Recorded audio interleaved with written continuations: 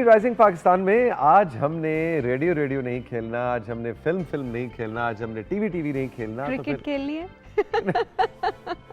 Cricket से भी ज्यादा एंगेजिंग नेल बाइटिंग फिनिश होती है एक और जगह पे। कहते हैं ना क्रिकेट जो है उसमें आप अंगुष्ठ बदनदां रह जाते हैं, कुछ ऐसे ओवर्स आते हैं, कुछ ऐसे लम्हात आते हैं।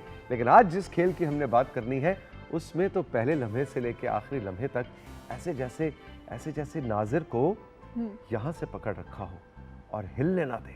हाँ। और ये खेल है थिएटर का। एग्जैक्टली। स्टेज पे थिएटर का जो खेल है ये क्रिकेट की किसी नेल बाइटिंग फिनिश से कम नहीं होता। और इस हवाले से हम जब बात करें सबीन, तो national academy of performing arts नापा ने जो थिएटर के हवाले से, वैसे तो पूरे मुल्क में ही अंग्रेज़ी हो, पंजाबी हो, उर्दू हो, हर तरह का थिएटर मुख्तलिफ जॉनराज रहे हैं। सदी बसद अपना अब दहाई बदहाई उनके रंग बदलते रहे, अंदाज बदलते रहे, शहरों में अंदाज बदलते रहे, लेकिन एक रिवायत कहानी सुनाने की थिएटर के ज़रिए वो इस मिट्टी के अंदर है, इस खित्ते के अंदर है। और नापा ने उस रिवायत को बरकरार रखा है, प्रोफेशनली अब सिखा भी रहे हैं। आज से 10-12 बरस पहले नापा का जो पहला बैच निकला था थिएटर का, उसमें एक यंग नौजवान निकला और उसने उसके बाद अपनी ज़िंदगी का ओढ़ना बिछोना थिएटर को बना लिया। और अब नापा में इस कदर दिलचस्प और मज़ेदार ये काम कर रहे हैं, लिखते भी हैं, डायरेक्ट भी करते हैं, इन एक्शन इनको एक्टिंग करते हुए भी हम देखते हैं। I am so very honoured and pleased कि हमारे साथ आज फवाद खान मौजूद है। फवाद, अस्सलाम वालेकुम, गुड मॉर्निंग। वालेकुम सलाम, बहुत शुक्रिया, आई एम वेरी ऑनर्ड। ये मुझे बताएं, मतलब ये थिएटर का जादू, क्या जादू है जो ना फिल्म में है, ना टीवी पे है, ना रेडियो में है? रेडियो में है वैसे किसी हद तक। एक मेरे ख्याल में कई सारी बातें हैं। एक तो यही है कि एक महफिल का जादू होता है। मिसाल के तौर पे हम आप यहाँ बैठे हैं, बातचीत कर रहे हैं, एक इस जगह की अपनी एक एनर्जी है, वो रिकॉर्ड होके शायद वो कन्वे नहीं हो पाती। बिल्कुल बिल्कुल। दूसरी चीज़ ये कि मेरे ख्याल में थिएटर के मीडियम में जो देखने वाले हैं, जो लोग मौजूद हैं, उनके साथ जितना इंटरेक्शन का रूम मौजूद है थिएटर में, उतना और किसी मीडियम में नहीं है। मिसाल के तौर पे टेलीविज़न पर आप लाइव परफॉर्मेंस अगर कर रहे हो और उसमें से कोई रिस्पांस आ जाए तो वो अलग बात है, लेकिन उमूमन मिसाल के तौर पे सिनेमा देखने के लिए जाएं आप, अगर कोई एक्टर स्क्रीन को देख के कुछ बोल भी दे तो वहाँ से जवाब एक्सपेक्ट नहीं कर सकते। थिएटर में ये हो सकता है, लेकिन देखिए तो प्रेशर भी उसके साथ साथ ही होता है ना कि पसंद नहीं भी आया तो लोग फिर अक्सर जो हम देख भी फिल्म के अंदर भी देख रहे थे कि थिएटर हो रहा है तो टमाटर मार के चले जाए और वो, क्योंकि वो रिएक्शन एकदम से आपको मिल जाता है ऑडियंस की तरफ। हमारी अभी तक टमाटर की हद तक बात नहीं पहुंची लेकिन ये है कि ज़रूर ऐसा ज़रूर हो सकता है कि लोग उठ के चले जाएं, लोगों का रिस्पांस कोई अच्छा ना हो, वो पता चल जाता है आपको। कभी लोग खामोश भी होते हैं तो आपको पता चल जाता है कि सुन रहे हैं, तो वो भी बहुत अच्छा रिस्पांस होता है। ये भी एक साइन होता है, आपको पता होता है कि मिसाल के तौर पे जैसे मैंने कहा कि एक रूम की एनर्जी होती है, जब लोग आपको सुन रहे होते हैं तो आपको पता चल जाता है लोग सुन रहे हैं, लोग तवज्जो दे रहे हैं आपकी बात पर। क्यों आए थे थिएटर में? हाँ, ये मैं थिएटर के बारे में मुझे कुछ भी नहीं इल्म था। मैं तो फिल्म मेकिंग सीखना चाहता था और national academy of performing arts का इश्तिहार पहला जब आया तो उसमें लिखा था कि वो फिल्म सिखाएंगे, और वो उन्होंने सिखाई 3 साल में 3 महीने लेकिन थिएटर की एक ऐसी आँखों को चकाचौंध कर देने वाली दुनिया मेरे सामने खुल गई कि फिर मैं, आपने जैसे कहा कि उसको ओढ़ना बिछोना बना लिया मैंने। अब आप प्रोफेशनल एक थिएटर डायरेक्टर, राइटर, आर्टिस्ट हैं जी, फुल टाइम। जी फुल टाइम।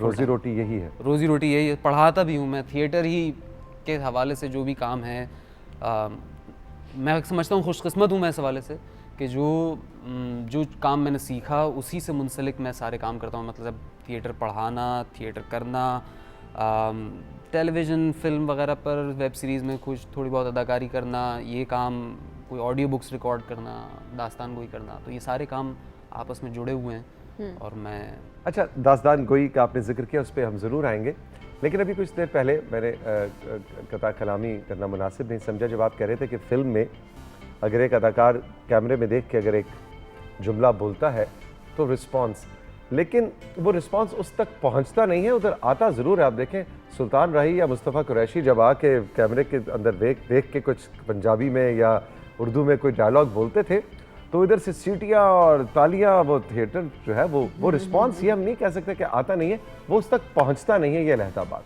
हाँ, मतलब मैं बिल्कुल रिस्पांस तो ये तो मैं कह ही नहीं रहा, हर मीडियम किसी मीडियम को कमतर और वो नहीं हम हाँ, टेक्निकल डिफरेंस। हाँ बिल्कुल, बात यह है कि वो आपस के एक कनेक्शन से पैदा होता है। थिएटर जो है वो, अब अगर मैंने कोई बात बोली और लोगों को बहुत पसंद आई और लोगों ने तालियां बजाना शुरू कर दी, तो मुझे इंतजार करना है कि वो तालियां कब कम होंगी ताकि मैं आगे बढ़ूं। और कभी-कभी ऐसा भी होता है कि आप कहते हो यार रुक जा, अभी तो मेरी पंच लाइन अभी आनी थी, ब्रेक आ गया बीच में, ऐसा भी होता है? ऐसा भी होता है, कई बार लोग बिल्कुल ऐसी अनोखी जगह पे हंसते हैं या रिस्पॉन्स देते हैं, आप कहते हैं ये तो कोई ऐसी हंसने की जगह हमने सोची नहीं थी या रोने की जगह भी नहीं सोची थी, लेकिन आ जाता है कभी कभी ऐसा। अच्छा, लिखते हुए क्या सोचते हैं सबसे पहले कि या डायरेक्शन के पॉइंट ऑफ व्यू से किन चीज़ों को माइंड में रखना चाहिए कि ये जो इस वक्त थिएटर प्ले है ये ऑडियंस को इंगेज रखेगा, जो आपके ओवरऑल आपका काम है, जितना भी आपने परफॉर्मेंस आज तक दी है, उसमें से सबसे बेस्ट काम जिसमें आपने लगा कि अच्छा ये चीज़ मैंने ऐड की थी जिसने ऑडियंस को इंगेज रखा? खैर ऑडियंस को इंगेज रखने के कई सारे तरीक़े हैं। एक तो बुनियादी बात ये कि कहानी सुनाना आना चाहिए। जैसे उन्होंने कहा कि वो दास्तान, मतलब आप ज़बानी सुना रहे हैं, ओरली सुना रहे हैं, जैसे कहानी सुनाई जाती है उसको खेल कर दिखाया जा रहा है। ठीक है, खेल कर भी दिखाया जा रहा है, तो उसमें ख्याल इसी बात का रखना है कि एक एक मोमेंट जो है वो इंटरेस्टिंग होगा। ये नहीं हो सकता कि अभी मैं 5 मिनट थोड़ा वक्त लूँगा, ऑडियंस को सेटल डाउन होने देंगे, ऐसे नहीं हो सकता। आपको from the moment go you have to be interesting, you have ऐसे पकड़ना है शुरू से ही ना, फिर हिलने नहीं देना। वहाँ से अगर शुरू से नहीं पकड़ा तो वो हिल गए। एग्जैक्टली वो गए। एग्जैक्टली। दास्तान गोई क्या है, और ये रिवायत जो हमारे इस खत्ते की रिवायत है और मुख्तलिफ कल्चर्स में हमें ये रिवायत नज़र आती है, किस्सा खानी बाजार से लेके कहाँ तक, उसके बारे में ज़रा कुछ बताइए। दास्तान वैसे तो ज़ाहिर कहानी सुनाने की रिवायत तो हर ज़बान में, हर खत्ते में मौजूद है। दास्तान गोई की उर्दू ज़बान में एक ख़ास रिवायत है और ये एक परफॉर्मेंस की रिवायत है। इसका एहया करने का सेहरा शमसुर रहमान फ़ारूक़ी साहब के सर जाता है। उन्होंने दास्तान अमीर हमज़ा को इकट्ठा किया दुनिया जहान से, उसके ऊपर रिसर्च की, उसके ऊपर मज़ीद 46 जिल्दें जो कि हर जिल्द 1000 सफ़ात पर मबनी है, वो उन्होंने पढ़ी, कई सारी बार बार पढ़ी, फिर उनके ऊपर 4 जिल्दों की तनकीद लिखी, उसके ऊपर वगैरह। बहरहाल लेकिन बुनियादी बात यह है कि दास्तान गोई, उन्होंने जो बात वाज़े निकाली वो ये कि दास्तान गोई एक सुनाने के लिए लिखे जाने वाला मतन है। यानी कि जैसे नावल लिखते हैं, आप लिखते हैं कि भाई कोई शख्स अकेला बैठकर पढ़ेगा, दास्तान लिखी जाती है कि मैं मजमे को सुनाऊंगा। अब वो मैं फिलबदी सुनाऊं, मैं उसको याद करके सुनाऊं, मैं उसको पढ़ कर सुनाऊं, लेकिन मकसद ये है कि ये एक मजमे को सुनाने के लिए चीज़ है, ये लाइव सुनाने के लायक चीज़ है, जो कि ज़ाहिर है कि उसके अपने तकाज़े हैं।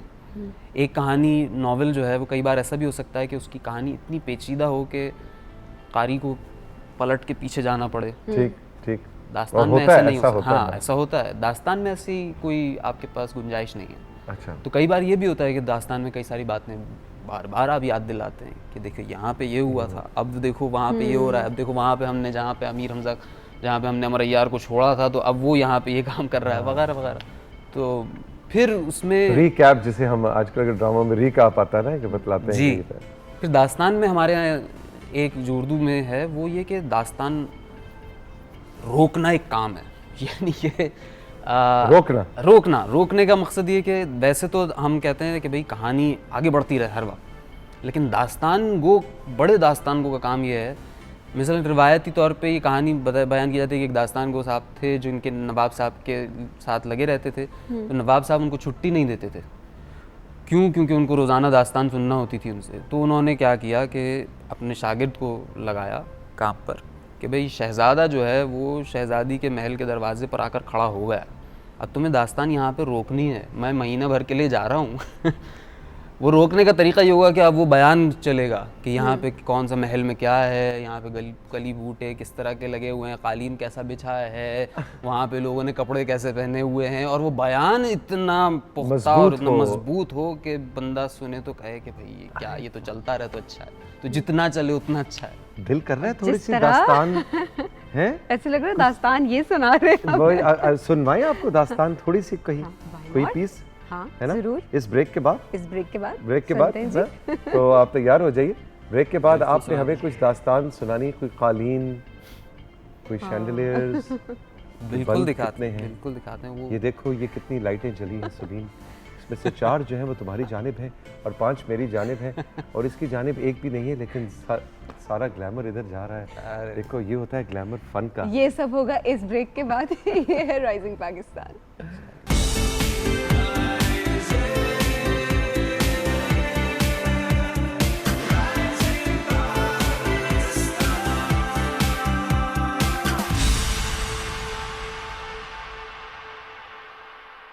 वेलकम बैक जी। थिएटर की दुनिया में रहने वाले हम सबको भी थिएटर की दुनिया में ले गए हैं। ये फवाद हमारे साथ मौजूद है।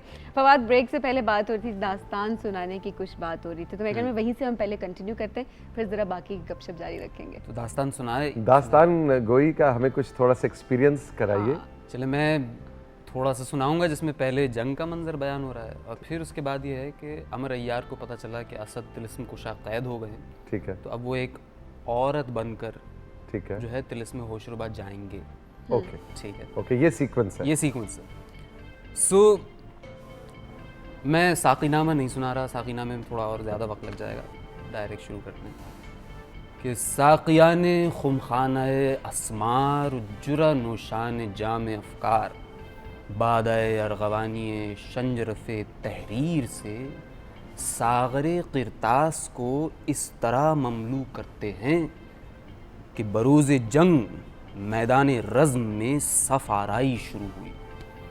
मैं मनाओ मैं सराओ क़ल्ब जनाओ साक़ाओ कमी गाह 14 सफ़े मिसल सद्द सिकंदर के आरास्ता हूँ। सवारों के आगे प्यादे जंग के आमादे दीवारे फौज थे, सवार दरियाए लश्कर में मौज दर मौज थे। वाह वाह। घोड़े बराबर बराबर, थूथनी से थूथनी, पुट्ठे से पुट्ठा, दुम से दुम, सुम से सुम मिलाए खड़े थे। नकीब जो आगे बढ़ाता था उसे पीछे हटाते थे, घटे हुए को आगे बढ़ाते थे। दम बदम बाजे रज़मी बजते थे, मरकब अलिफ होते थे कि यकायक नकबाए खुश आवाज़ और गवैये के लड़के सरोद नवाज के लुटपिटी दस्तारें बांधे थे, रंगीन लिबास ज़ेब क़ामत किए। उन्होंने सरोद बजाकर बेइल्हान दिलकश मजम्मते दुनियाए दुनी गाई और ये सदा बहादुरों को सुनाई कि बहादुरान नरिमान है न साम है, न सफ़ाए हस्ती पर निशान ज़ाल खुआ शाम है। वाह वाह। बुर्ज़व रहा न बीज़न है, न इस बुलंदियों पस्ती पर असफंदियार रूई तन है। कैसे बहादुर सफ शिकन ताहम तन नौजवान रुस्तम दस्तां पीरे फलक ने बचश्मे ज़दन तहे खाक किए, मगर जुर्रत से नाम बाकी है। हर एक का जिक्र शजात काफ़ी है। लड़ाई हुस्न इत्तेफाक है कि मशहूर है तलवार की आंच से गीले सूखे दोनों जलते हैं। वाह वाह वाह। सरो गर्दन में लाग है, यही गजब की आग है। नाम कर लो ऐ नौजवानों, लड़ भिड़ कर सुरखरू हो, जिसका कदम डगमगाएगा वो कहीं आबरू न पाएगा। कि लोहा लोहा सब कहें और लोहा बुरी बलाए, पग आगे पत रहे और पग पाछे पत जाए। अब ये मंजर तो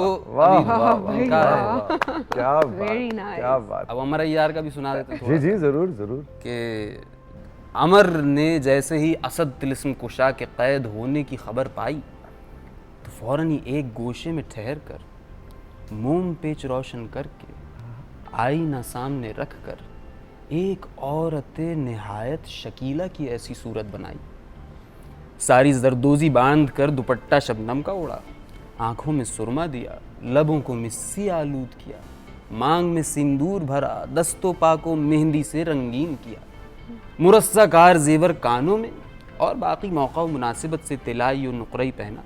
बिरंजी थाल में चौमुख आटे की जलाकर रखी और कुछ रुपए और मिठाई लेकर छम छम करता तिलिस्म होशरुबा की तरफ चला। और इस चाल के साथ कि बकौल खुदाए सुखन वो नौबादे गुलशन खूबी सबसे रखे है निराली तरह, शाखे गुल सा जाए है लहका उनने नई डाली तरह। आहा देखता क्या है कि अजब शहर अजीम शान आबाद है, सड़कें वहाँ की पुख्ता व हमवार बनी, रियाया वहाँ की जवान व हसीन, दुकानें अशियाए उम्दा से ममलू, दुकान वाली हर एक खूबरू, हर समत महाजबीनों की तरदारी, नाजो गमजे की गर्म बाजारी, वाह जुल्फ का सौदा अर्जा, नजारा खुद अपने ऊपर नाजा। वाह वाह, नज़ारा खुद अपने। ये यार यूं ही सैर करता हुआ जब मेले में पहुंचा तो जहां मजमा नौजवानों का देखता उन्हीं में से होकर निकलता।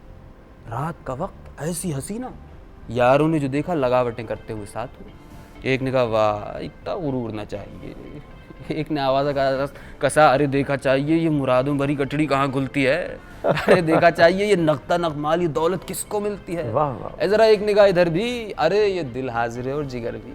वाह वाह, अब ये क्या देखिए अच्छा, क्या क्या बात अच्छा, है, वाह वाह। जबरदस्त। इसमें कहानी कुछ नहीं है, सिर्फ बयान है। देखिए बयान है, यही मैं कह रहा हूँ कि कहानी तो कहीं आगे नहीं बढ़ी। आगे वो जो जंग का मंजर है वो जंग का मंजर है, एग्जैक्टली। अभी जंग शुरू नहीं अभी हुई। जंग शुरू नहीं हुई है। बिल्कुल। और हम मतलब हमारा इस वक्त पूरा क्रू कंट्रोल रूम सब गुम हैं और ऐसे गुम सुन थे रहे कि हैं ये बस। सुन रहे थे। ये उनका कमाल है जिन्होंने लिखी हैं दास्तानें हमारे, और इतना बड़ा ज़ख़ीरा है हमारी दास्तानों का जो कि हम फरामोश कर चुके हैं। नहीं, उनका कमाल भी है, लेकिन कमाल बयान दास्तान करने का भी है। हाँ, बयान का भी है, दास्तान गो का भी है। अच्छा, अब ये बताइए कि ये अब क्या national academy of performing arts या दूसरे Karachi arts council, Rawalpindi arts council, यानी इस तरह के इदारों के अंदर ही बस ये चीज़ महदूद होकर रह गई है, या इसको कैसे राइज किया जाए? क्या दास्तान सुनाने का कोई सेशन हो तो आपके ख्याल में धड़ाधड़ फैसलाबाद में, बहावलपुर में, सरगोदा, रावलपिंडी, सक्खर में टिकट बिकेंगे और लोग आएंगे, देखेंगे, सुनेंगे कि अच्छा जी फवाद खान दास्तान गोई कर रहे हैं या मोहम्मद बशीर कर रहे हैं या रज़िया कर रही है, जो भी। देखिए वैसे तो हमने की है हम 2014 से दास्तान गोई कर रहे हैं, और तकरीबन जितने भी अदबी मेले होते हैं उनमें, मुल्क में जहाँ भी अदबी मेले होते हैं उनमें हमें मदऊ किया जाता है। उसके अलावा कॉलेजेस, हमने अपने तौर पे कॉलेजेस यूनिवर्सिटीज़ में जाके नौजवानों को दास्तान सुनाने पे ख़ास तौर पे जोर दिया कि भाई मतलब ज़ैबिस्ट में जा रहे हैं, लम्स में कई बार जा चुके हैं हम। कोई ऐसे भी आते हैं नौजवान जो कहते हैं मैं अब इसमें इंटरेस्टेड हूँ? जी बहुत से नौजवान हैं, बल्कि न सिर्फ इंटरेस्टेड बल्कि कई सारे लोग तो इस पर रिसर्च करना चाहते हैं, मज़ीद इसके ऊपर के बारे में जानना चाहते हैं। अच्छा। इस फ़न के बारे में जानना चाहते हैं, और आहिस्ता आहिस्ता ही सही, लेकिन मुझे लगता है कि ये काम आगे बढ़ रहा है। मज़ा आ गया भाई। एग्जैक्टली। मेरा एक और फरमाइश करने को दिल कर रहा है, लेकिन मेरा ख्याल है फिर वो फवाद के साथ ज्यादती भी होगी कि मैं देख रहा था काफ़ी एनर्जी लग रही है और मेमोरी।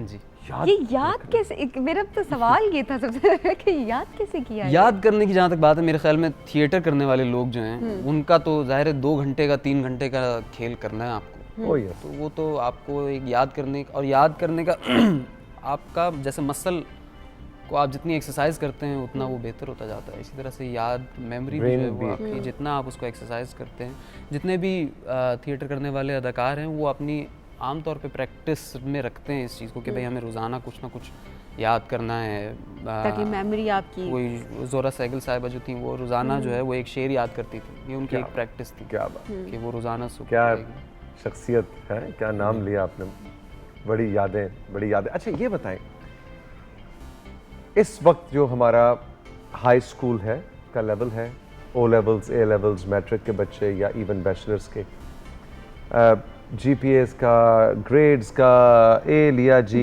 ए स्टार तो ए+, इतना एकेडमिक बर्डन है नंबरों का कि इस तरह की चीज़ों के लिए तो हमारी दरसगाहों में अपना वक्त है ना वक्त दिया जाता है। और मेरा ख्याल है जब तक दरसगाह, जब तक स्टूडेंट लेवल के ऊपर 7वीं 8वीं 9वीं के बच्चे के अंदर ये जरासीम नहीं डाले जाएंगे, बात बनेगी नहीं। What is your take on that? वो अकबर इलाहाबादी ने कहा था तालीम क्या है फ़कत बाजारी है, तालीम जो दी जाती है वो क्या है फ़कत बाजारी है, जो अक्ल सिखाई जाती है वो क्या है फ़कत सरकारी है। तो यहाँ तो सबको पैसा कमाने के लिए ही तालीम दिलवाई जाती है अब।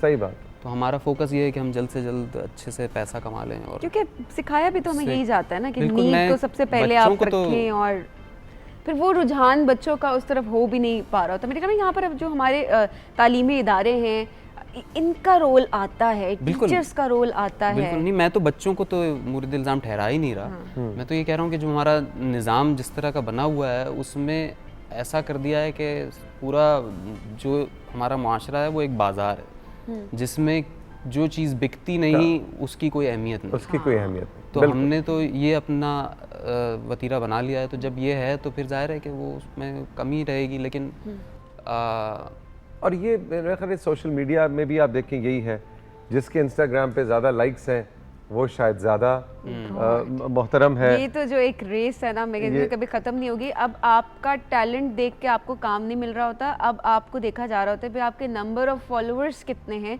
ताकि आपकी रीच हो सके उनके through. I think this is wrong because बहुत सारे लोग हैं वो नहीं भी आना चाहते सोशल मीडिया के थ्रू। कुछ तो आर्टिस्ट आप लोग जब चूज़ करते तो आप लोग तो कहीं फॉलोअर्स नहीं देख रहे होते। हमारे यहाँ तो नापा में तो है ही ये कि हमारी फर्स्ट प्रेफरेंस नापा के ही ग्रेजुएट्स होते हैं, ठीक है ना।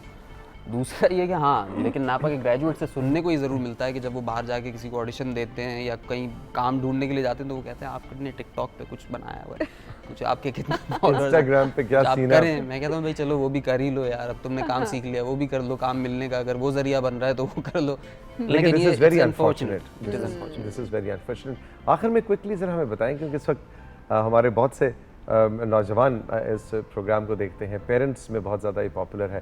थोड़ा अपना ज़रा बचपन के बारे में बताइए, आपका बचपन कहाँ गुजरा, कैसे ये शौक़, आपने वो बताया कि थिएटर वीएटर को से, लेकिन एज ए चाइल्ड ये कॉन्फिडेंस, ये कि वो क्या ग्रूमिंग थी पेरेंट्स की तरफ से, स्कूलिंग ऐसी थी, क्या सीन था? मेरे ख्याल में स्कूल की तरफ से तो मैं कुछ नहीं कहूँगा कि मैंने स्कूल से कोई 12 बरस दिल्ली मेरे भाड़ जाऊँ का वो वाली मिसाल है, तो वहाँ से तो कुछ ऐसा नहीं था। लेकिन हाँ, इत्तेफाक से कुछ चीज़ें हैं। स्कूल में हमारे 8th ग्रेड में एक टेल्स फ्रॉम शेक्सपियर इंट्रोड्यूस हो गई थी। उस वक्त मैं अंग्रेज़ी भी बिल्कुल समझ में नहीं आती थी, हमारे कज़न मुझे पढ़ाते थे तो वो हर जुमले का तर्जुमा करके सुनाते थे। तो वो मैं ऐसा कहानियों से ऐसा मबहूत हो गया कि मैंने तो शेक्सपियर के ड्रामे ख़रीद लिए जाके ओरिजिनल, और वो भी मुझे नहीं पता था कि ये ड्रामा है, हम तो कहते थे शेक्सपियर का नावल है। और शुरू में तो इस वजह से भी कि भाई अंग्रेज़ी पढ़ रहे हैं, शेक्सपियर पढ़ रहे हैं, तो उसकी एक पढ़ लिया। लेकिन ये कि उससे एक दिलचस्पी, एक कहानियों से बहुत दिलचस्पी पैदा हो गई और अदब से फिर आहिस्ता आहिस्ता वो बढ़ती गई। लिखते हो आप खुद? मैं लिखता हूँ, मैं ड्रामे जो लिखते हो, नहीं वैसे कहानी लाइक अफसाना, फिक्शन? अफसाना तो नहीं लिखता मैं, मुझे लगता है कि मैंने थिएटर सीखा है और थिएटर के लिए एक ख़ास क्राफ्ट की ज़रूरत है। हाँ। उसका जुमले की बुनत ही बिल्कुल फ़र्क होती है। बिल्कुल जुमले की बुनत है, जो थिएटर का मीडियम है, जो स्पेस है, उस स्पेस में क्या क्या पॉसिबिलिटीज़ हो सकती हैं, उसकी अवेयरनेस के बगैर आप थिएटर के लिए नहीं लिख सकते। यानी कि एक ड्रामा जो कि 200 लोग बैठकर देखेंगे और इंडोर होगा, और एक ड्रामा जो कि ओपन एयर में होगा, उसकी लिखाई का अंदाज़ मुख्तलिफ होगा। अच्छा, ओके। जाहिर है कि आप ऐसी सटल चीज़ नहीं लिख सकते जो कि आउटडोर परफॉर्म होना है ड्रामा। हैरल्ड पिंटर का खेल या चेखोव का खेल जो है वो आप आउटडोर में नहीं परफॉर्म कर सकते। शेक्सपियर का कर सकते हैं। शेक्सपियर लिख ही ग्लोब में लिख रहा है, ओपन एयर के लिए लिख रहा है, मजमे को सुनाने के लिए लिख रहा है। वाह। सो वो जब तो कई सारी बारीकियां और भी हैं इस तरह की। फवाद, बहुत लुत्फ़ आया आपसे मिलके, और जब इस्लामाबाद में मैं, सबीन और हमारी टीम आइडेंटिफाई कर रहे थे कि हमने कराची जाना है और किस किस को मिलना है और किस किस को राइजिंग पाकिस्तान में बुलवा के आपकी मुलाकात करवानी है, तो फवाद डेफिनेटली हमारी नज़र में थे। और आज बड़ी मुश्किल से होते होते बस आपको पता है कराची के ट्रैफिक और उन चीज़ों में एक वक्त आया था कि हमें लग रहा था कि आज ये हमारे हाथ नहीं आएंगे, लेकिन finally we are so happy that you made it, और आप स्टूडियोज पहुंच गए और बहुत लुत्फ़ आया, बहुत सीखा। ऑल द बेस्ट, खुश रहिए, जीते रहिए। बहुत शुक्रिया, बहुत शुक्रिया। I am very honoured, I am very pleased, और थैंक यू सो मच। जी जनाब, सबीन क्या सीन है, आप किधर जाना है? बिल्कुल जी, अब हमने जाना है नाश्ते की तरफ। आपसे हम चाहेंगे इजाज़त। आपने आज क्या खाया नाश्ते में, चले हमें यही बता दीजिएगा। अपना बहुत ख्याल रखिएगा। बिल्कुल, बिल्कुल। अल्लाह हाफ़िज़।